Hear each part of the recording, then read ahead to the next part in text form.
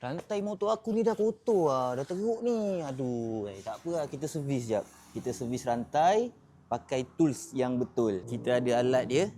Ini alat untuk cuci rantai.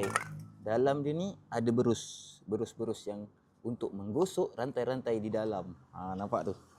Ya, ni betul.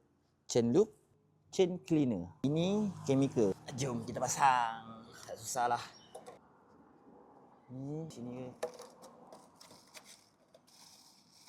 Nampak?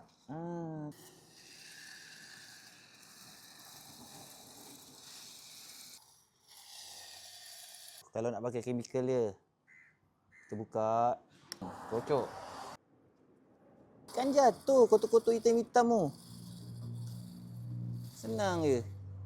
Nampak kotoran degil dah tanggal? Tinggal lap macam ni je. Terus berhenting rantai aku. Lepas tu baru guna arcade chain loop ni. Tak perlu banyak-banyak. Sikit-sikit je.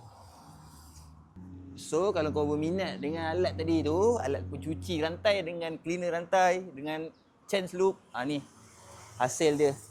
Korang terus beli dekat bawah tu aku dah sediakan. Assalamualaikum.